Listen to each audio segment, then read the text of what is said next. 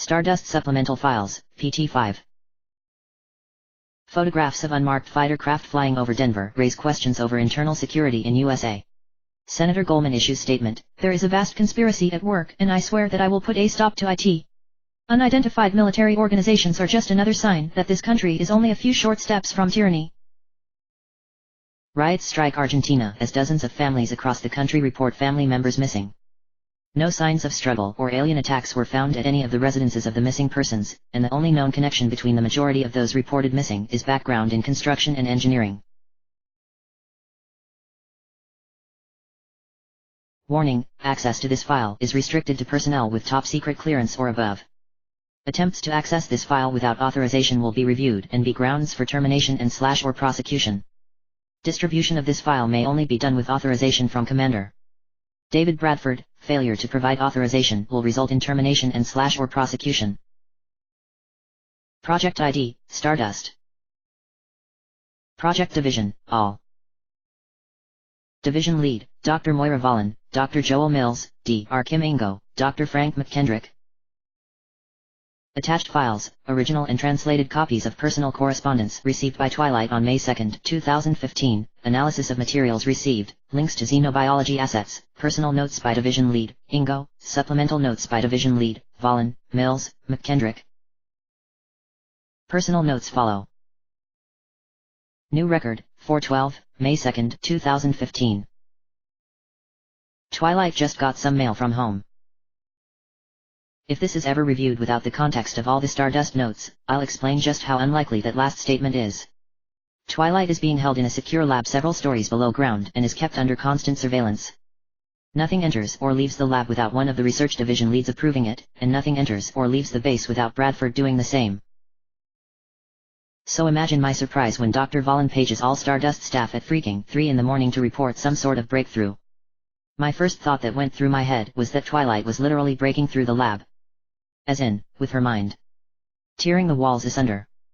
Bull in a china shop. Wait, unicorn in a china shop? Ugh, it's too early in the morning, can't think straight. Don't laugh at me, you try being clever this early. Anyway, Joel and I shuffled our way down to the lab to find Moira in a similar state. Twilight, however, was wide awake but looked on the verge of tears because of what was in front of her. 9 honest-to-God scrolls had somehow made it from her home world to her in this accursed vault containing personal correspondence from her friends and family. The exact contents of these messages will be uploaded as soon as possible, since our primary concern right now is how the hell they got here in the first place. Reviewing the surveillance footage of the habitat shows some sort of distortion appearing in the habitat approximately 2 feet in front of Twilight. This distortion appears to be a cloud of black smoke that combusts into flames. The footage cuts out for a second, but when it recovers, Twilight is sifting through the pile of scrolls that inexplicably appeared there. Vollen Supplemental. The phenomenon that deposited this correspondence into Twilight's possession is accurately captured by the surveillance devices. Twilight herself describes the event as being generated through a side effect of dragonfire. The description is literal, as Twilight describes fire-breathing sentient reptiles native to her home world that can, if certain conditions are met, send small objects instantly across long distances so long as it is familiar with the receiver or destination. Unlike teleportation, there is no requirement for knowledge of the distance between points or energy gathering. This is both more and less alarming than standard teleportation. On the one hand, the creature that sent the messages is capable of sending other things that may, intentionally or otherwise, threaten the safety of the facility, and we have no way of preventing it from reaching Twilight, or at the very least analyzing it before it reaches her. On the other hand, the arrival of these messages does not mean Earth's position has been pinpointed by another alien power yet. End Supplemental. Mills Supplemental. I can't believe Moira's asking me to speculate on the biology of a creature I've never seen that breathes fire to send messages across the universe. Every time I try to form a coherent thought on the subject, I keep thinking there be dragons here before thinking about some of the cheesy movies coming out of Hollywood on the subject. Dear God, I need coffee. End Supplemental. I'll be working with Twilight to get translations of the letters recorded. This will also give our translation algorithms a chance to flex their muscles now that they've got more material to work with. Update, 8/15, May 2, 2015. The letters have been translated and attached below, along with my own comments on the contents. After translation of a few of the letters, I called Frank over to see if he could do any sort of handwriting analysis. I know they don't have hands, so shush. His notes have been attached as well. Also, for the sake of completeness, I've placed links to the corresponding drawings of each letter's author that Twilight drew back in April. Volun Supplemental. Preliminary material analysis is complete on all the letters. What they all share in common is described below, while exceptional materials are described before each of the attached translations. Paper. The paper itself appears to be constructed in a similar manner as ancient papyrus. Pulped plant fibers compose the body of these letters, though more detailed information will become apparent after more thorough analysis is finished. Ink. The standard ink used for the majority of the letters appears to be little more than water mixed with graphite and an as yet unidentified thickening agent. Ribbon. The ribbons used all appear to be silk and dyed red with an as yet unidentified organic dye. Each length of ribbon is approximately 12 inches in length. Clip. A clip was in place on each of the letters to secure the ribbon in place and ensure the scroll stayed closed. The clip itself is brass, but the emblem appearing on the clip varies wildly. The majority of the emblems are also made of brass. They are approximately the size of a quarter in diameter, while being a half-inch thick. Stamped on the top of each is what appears to be a horseshoe. End supplemental. The letters detailed below are listed in the order that Twilight opened them. Once we expressed our interest in their contents, she was more than willing to read them to us so they could be translated. Update. As of the end of the day, May 2, 2015, the translations so far appear to be accurate based on what the algorithm calculates. The last letter continues to defy reasonable explanation. The first letter is identified as being written by Applejack and begins below. Howdy, 1, Twilight. I hope this letter finds you well. We've all been worried sick about you since Discord pulled his trick and sent you wherever you are now. Before I say anything else, I want you to know that each and every one of us is doing everything we can to find you, or to make sure everything is just the way you left it when you get back. There's been no official announcement about Discord or your disappearance, but we were specifically told that if anyone asks where you are, then we're supposed to say you're on a mission abroad to help save Equestria. I know I'm just a simple pony, but I'm bright enough to realize that explanation is too short of being a flat-out lie. There's just enough truth in it that I can tell it and still be believable, but it still makes me feel right guilty.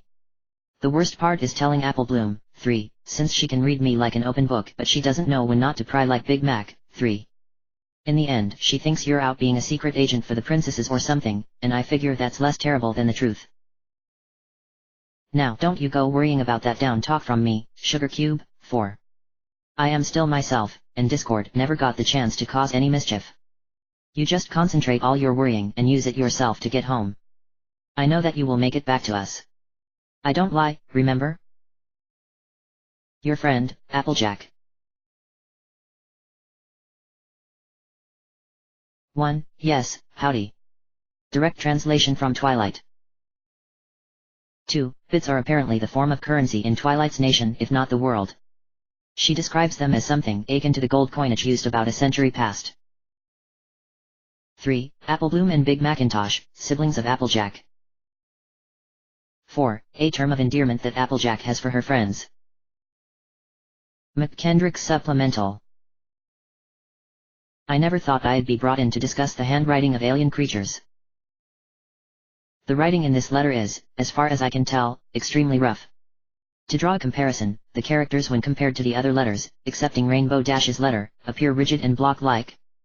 Either Applejack doesn't write much, didn't receive proper writing education, or it might just be a quirk of being forced to write with her mouth. The pressure to the paper combined with the letter slant can be used as a good indication of emotional state as we go through the letter. The paragraph starting with "there's been no official announcement" starts to see slanted lettering and increased pressure on the paper, which would seem to support the content of the letter and the writer's distaste for half-truths. Kim says this particular entity is a paragon of the virtue honesty. Perhaps it's not a choice for her but a compulsion? End supplemental. The second letter is from Rainbow Dash. Hey there, Egghead, 1. Discord must have sent you pre-ED, 2, far away if it's taking you this long to come back, right? Like across the universe or something. Oh, have you seen any aliens? 'Cause that would be so cool, unless they're mean. In that case I'd have to come find you and kick their flanks. Of course, you would probably bore them all to death with a lecture on friendship before I got there. 3. I know you've got more important things to worry about, but I just wanted to let you know the Equestria Games, 4, are on hold. Celestia's been locked up in Canterlot looking for you since this whole thing happened, and every pony in the world didn't want to start the games without her in the opening ceremony. I was thinking once you get back, we could all go make sure the Crystal Empire gets to host the games this time. They really need a break to go their way to get them back on their hooves after that whole somber thing. I've also wrapped up one of our group pictures in this letter, and I expect you to bring it back. It's one of my favorites, but I figure you could borrow it for now. I swear, Egghead, when you get back and don't immediately give the picture back, I'm going to follow you around with a rain cloud for a week, and buck the normal weather schedule. 5. I will see you soon. RD 6. 1. Yes, Egghead. This translation is apparently originally derogatory in nature, but it's used more as a term of endearment towards Twilight. 2. Yes, the word is stretched out like that in the original text, complete with an obnoxious amount of repeated letters. 3. Without context it might seem like the author of this letter is rather abrasive. Frank has some feedback regarding why this may be. 4. The Equestria Games are described as an analog to the Olympics here on Earth. 5. Rainbow Dash is the weather team leader for the area that Twilight lived in back home. As mentioned in previous research notes, Pegasi have the capacity for weather control. Apparently, she isn't exaggerating when she said she could follow someone around with a rain cloud. 6. The letter is signed with initials rather than full name. McKendrick's Supplemental. The writing in this one could only be described as sloppy. While the letter written by Applejack had problems, there was clearly an effort to make it legible. This letter, however, is a scrawling mess. The lines of text aren't straight by any definition of the word, and the size of the lettering tends to vary wildly along with the spacing between words and letters. After reviewing the content of the letter, I have to also comment on the character of the letter itself. Just based on the wording combined with information provided by Twilight, the abrasive wording is actually a subconscious attempt at self-sabotage or a way to reassure herself that her friends are as loyal to her as she is to them. She is purportedly a paragon of the virtual loyalty, so she is expected to be so with her friends, but I suspect she's painfully aware that her peers aren't held to that standard. Without meeting the subject in person I can only speculate, but she strikes me as one who covers up her own fear and insecurity with her boasting and showmanship. If my suspicions are correct, that holding the status of paragon may act as a compulsion to that virtue, it would only compound the issue. End supplemental. Volin supplemental. The picture included with this document appears to be made of the same papyrus-like paper that the letter is written on. It is a photo rather than a hand-drawn sketch, but thus far analysis has been unable to determine how the picture was captured on the paper without any of the chemicals we use for our pictures. The subjects of the picture itself are Twilight and the 5 friends who sent her letters. The background appears to be a town square with 1 to 2 story buildings in the background. No technology higher than our mid-19th century is visible in the picture. Twilight's explanation involved the use of magic, which I'm afraid doesn't tell us much at this point. End supplemental. The third letter is from Fluttershy. Hello Twilight. I am so sorry that this happened to you. Had I spoken up when Discord was freed, things might have gone differently. This shouldn't have happened, you should still be here, and that mean old Discord should be locked in stone. The hill where we freed Discord has been turned into a small castle by Princess Luna to hold Discord, and a lot of the local animals are really upset that the open field isn't there anymore.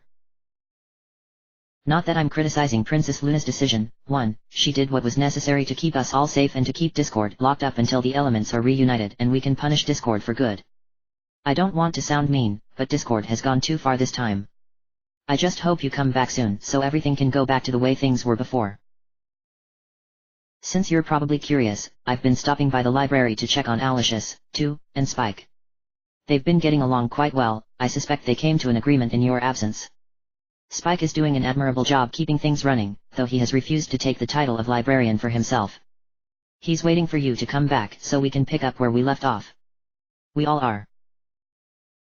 I hope you're doing well, wherever you are. Please don't ever doubt that we're still looking for you. We will find you and bring you home safely. Always your friend, Fluttershy. 1. The overly apologetic tone of the letter seems to fit with the character described by Twilight, though honestly she sounds like a bit of a doormat. 2. Twilight's pet owl and second assistant at the library that she works at, apparently. McKendrick's supplemental. The writing here displayed exceptional penmanship, despite it being done with her mouth. While I couldn't make heads or tails of the characters, I could tell that the person who wrote this is careful about every word they wrote. And with that in mind, combined with information gleaned from Twilight, I had tentatively diagnosed Fluttershy with avoidant personality disorder. Her social phobias, extremely limited group of friends, overly kind and forgiving affect, as well as her preference of the company of animals rather than peers that she isn't friends with, all seem to indicate this. From what I understand, she was the victim of bullying at a young age, and is extremely attached to Rainbow Dash as a long-time, and likely only, childhood friend. This would suggest a bit of a symbiotic relationship between the two. Rainbow Dash needs Fluttershy because her childhood experiences ensure that the latter will always stay loyal to the former. Fluttershy needs Rainbow Dash because the latter is so forgiving of the former's perceived shortcomings and failings. End supplemental. Next is Rarity's letter. Twilight. I cannot express in words how worried I am for you, darling. You just disappeared from the field right in front of Discord and I nearly died of fright. Princess Luna assures us that you're alright, and I feel deep down that she's correct, but at the same time I can't help but worry for you. I'm not the only one who's worried. All the girls were rather distraught after the events that took you from us, and especially poor Spike. I suppose that should be expected, since you're like a sister to him, or perhaps even a mother. You've raised him for most of his life, it's only natural for him to be so concerned. I suspect that he has been preventing his worries from consuming him by throwing himself into work at the library. While I normally approve of such hard work and dedication, it is quite clear that his current state prevents him from taking any sort of a break. As such, I've taken it upon myself to borrow him on occasion to help me with one of my little projects. At least that's what I tell him. It is partially true, I must admit, but it's more to get him out into the fresh air on a somewhat regular basis and have some fun. I'm afraid I can't help him the way that the others do other than give him my time, and I am more than willing to give as much as he needs and more until you come back to us. And you will come back to us. Celestia is my witness. 1. I will see you reunited even if I have to wring Discord's neck to achieve it. Please, darling, come back soon. Rarity. 1. In the context of this letter, this seems like an oath to a religious figure in the way that we are familiar with, but Twilight continues to insist that Celestia isn't the subject of religious devotion. McKendrick's supplemental. At first I was convinced this was going to be a case of manipulative narcissism, where Rarity's generosity was used to indebt people to her if they wanted her gifts or not, but after looking at the letter and reading the transcript I'm forced to revisit my initial opinion. The script is beautifully rendered in flowing formal characters that almost look like calligraphy, and combined with the vocabulary and sentence structure I'm assuming she is cultured and had a healthy upbringing. Again, all these evaluations are done purely through second-hand stories and these limited written materials, but this one gives me the impression that she's well adjusted and gives none of the warning flags that some of the others have given me. End supplemental. The next letter that was discussed is from Spike, the dragon who is Twilight's librarian assistant and, presumably, the one who transported the letters to Twilight. Dear Twilight Sparkle, I miss you a lot. It feels like it's been a lifetime since the last time I saw you. I knew it was a bad idea to let Discord free. And now you're all alone somewhere where we can't help you. I know it's going to be hard, but I don't want you to worry about me, okay? I know you will anyway because you're nice like that, but I want you to know right now that the library will be exactly the way you left it. The girls have all been amazing to me, also. They've all been helping out in their own ways. Plus I'm getting to spend time with Rarity, which is always a plus. 1. But I'd rather have you back, Twilight. Your family. I wish you were back home and everything went back to the way it was before, you know? I really hope this letter reaches you. Luna said she would try to track the letter as it's sent to try and find you, too, but I honestly don't know if that will work. The letter travels instantly to whomever I send it to. Then again, this is Luna we're talking about. If any pony could do it, it would be her. Well, her or you. I will ask if we can send more letters later. 3. If she was able to follow this one even for a bit, then it might give her a better idea on where to look. If we send more, she might learn more. Wherever you are, just hold on a little bit longer, okay? Your number 1 assistant. Spike. 1. After speaking with Twilight, it was shared that Spike has romantic intentions for Rarity, though the age difference makes such a relationship unlikely. The species difference is for the most part a non-issue, as Twilight mentioned in a previous discussion with Private Jenkins. 2. This raises a troubling point, as we are in no condition at this time to entertain visitors from an apparently peaceful third party in the middle of our war. 3. If we can further document these occurrences as they happen, we might gain a better understanding of how this Dragon Fire works. The natural downside is that every message sent would be one message closer to Earth's location being compromised. McKendrick Supplemental. It should be apparent to most readers and observers of this material that the person who wrote this is a juvenile. He's clearly attached to Twilight. End supplemental. The next letter comes from Shining Armor and Cadence, Twilight's brother and sister-in-law, who also now rules a neighboring nation to Twilight's. As Cadence's described powers are something we are quite concerned with, this letter has been earmarked for further scrutiny to try and glean any character tells that might aid us in future interactions.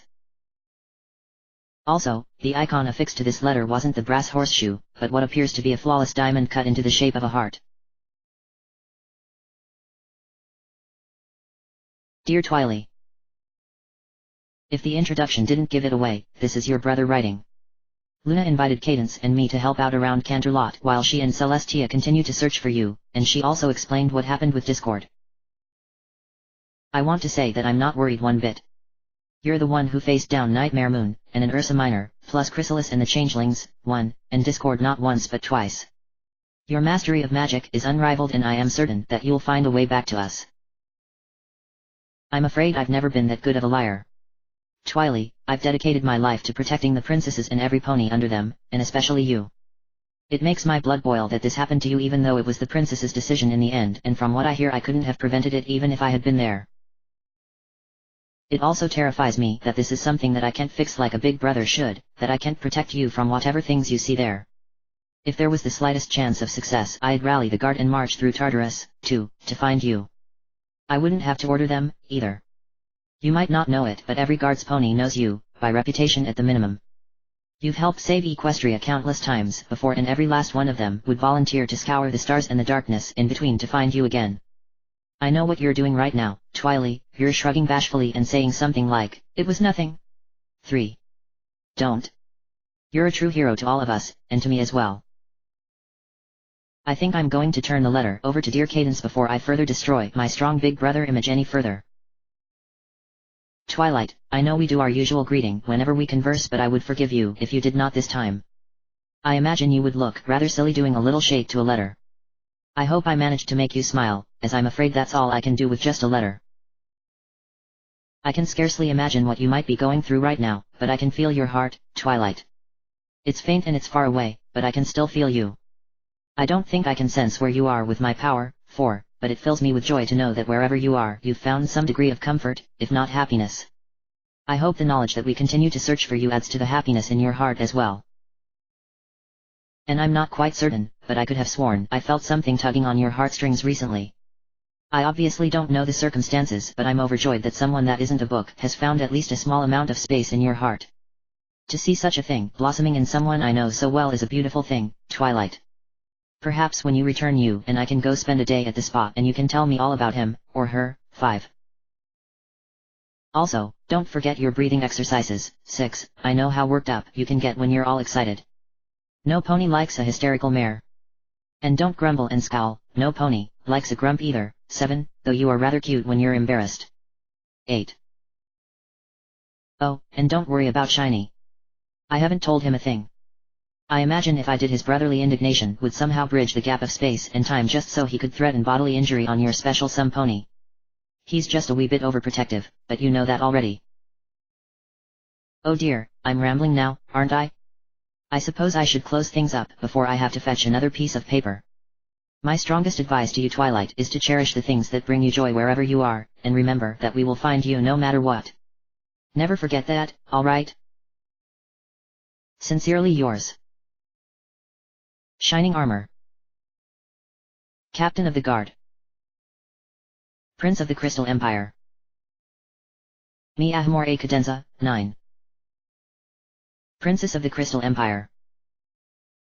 Guardian of the Crystal Heart.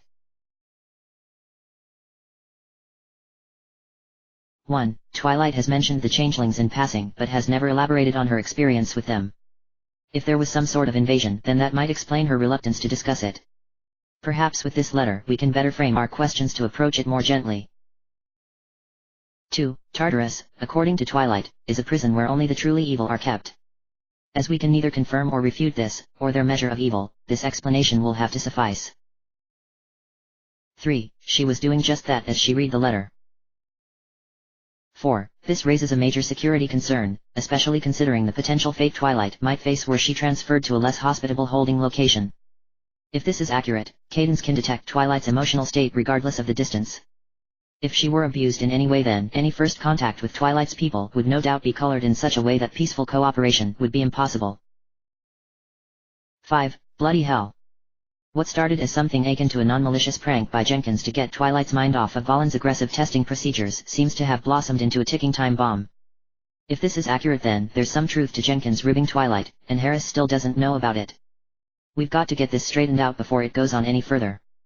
I do not want to see what Twilight would do when she finds out none of it was real after she decides to act on it. 6. Immediately after reading this, Twilight performed said breathing exercise. It appears to be a simple breath in, breath out exercise that takes approximately 5 seconds per cycle to complete.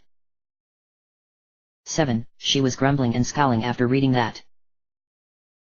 8. She is.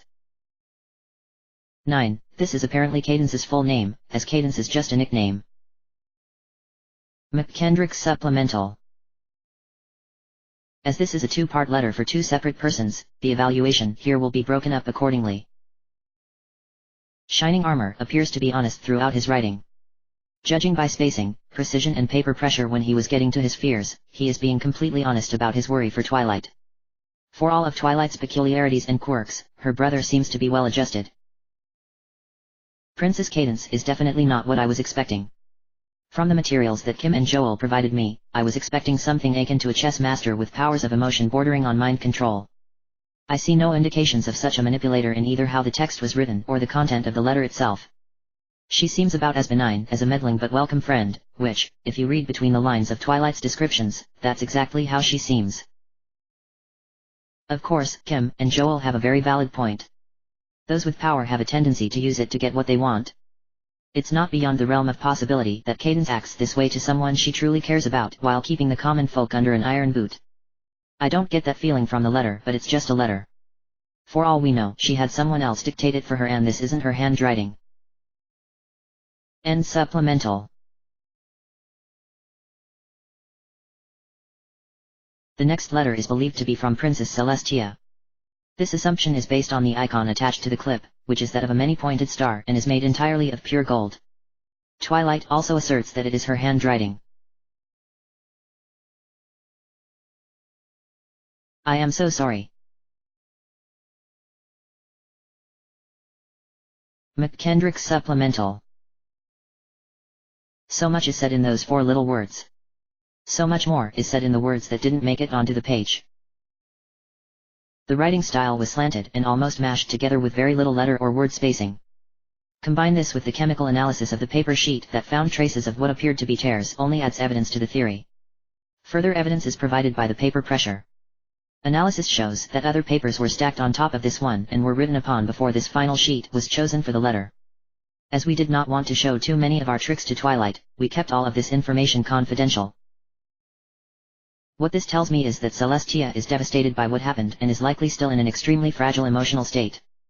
If Twilight's reports are accurate as to her power, I imagine if Cadence were to report the unicorn's heart dying out, then Celestia might just show up in our system and toss the Earth out of orbit to let all of humanity freeze. We'll have to tread lightly. Very lightly.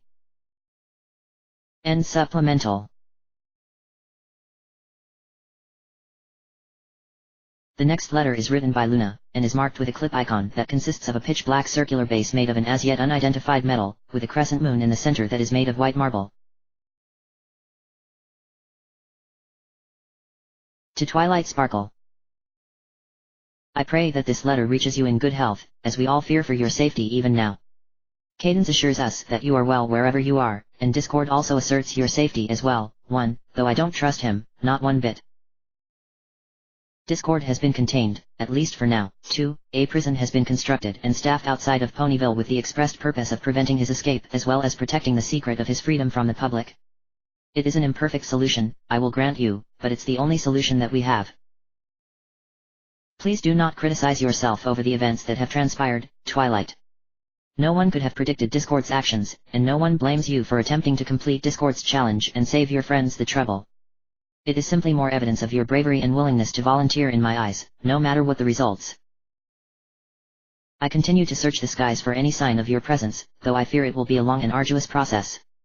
When Pinkie Pie contacted me with the idea of sending you a message through Dragonfire, I must admit I felt quite foolish for not thinking of it first.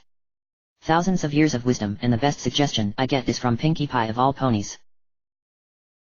I will attempt to track this message and the others that are sent to get a better fix on your current position. If I am able to find your current location, I will have another message sent beforehand before I come to collect you. Worry not, dear Twilight. I will be coming to collect you as soon as I can. 3. Until then, stay strong, my friend. Princess Luna. Lady Lunar. Guardian of the Night. Your loyal friend. 1. This is a rather disconcerting piece of information. We had been under the impression that Twilight had been, for lack of a better phrase, dumped here and forgotten so Discord could do whatever he does without fear of reprisal. That he was actively monitoring Twilight's health and relaying it to her rulers, and combined with the fact that he could, in theory, take her back there at any time, or send more of her people to her location, is even more distressing. 2. If Discord has been contained, then that likely means that all available resources are being directed to find Twilight. It might be best to plan on when they find her, rather than if. 3. Perhaps we should gather the Stardust team and Bradford together to actually iron out a first contact scenario that doesn't involve copious amounts of guns. This is clearly a statement of intent, and I'd rather not piss off the pseudo-deity when she comes to claim the friend she's lost. McKendrick Supplemental. This one was quite possibly the least informative set of handwriting samples I can imagine. It's beautiful script and handwriting, I'll grant you that, but there's so little variance in any of the traditional handwriting markers that there's no way to tell what she was thinking as she wrote it. Character and word spacing is completely uniform throughout the entire letter, and the characters themselves are so exact that I almost mistook it for typeface. The only conclusion I can grasp is that whomever wrote this has been writing for a very long time, and they have a very good grasp on keeping their emotions from bleeding into their work. End supplemental. This last letter is written by Pinkie Pie, and like the first few letters has the standard clip icon. Also, I have no idea how she managed it, but I looked away just as Twilight opened the letter, and when I looked back there were several baked goods on her table. Twilight explained that they were included in the scroll and that they were for us. How does one include frosted cupcakes in a scroll without getting frosting everywhere? And how did she know the exact number of people involved in the Stardust project, as well as our preferences? Valen Supplemental. I was watching in the observation room when she opened the letter. I saw it with my own 2 eyes and I have no idea what happened. It was like looking at an M.C. Escher painting in motion. End supplemental. Regardless, Twilight's starting the letter now. Dear Twilight Sparkle. Ilarium. Sincerely. Pinkie Pie. End of chapter. Chapter end.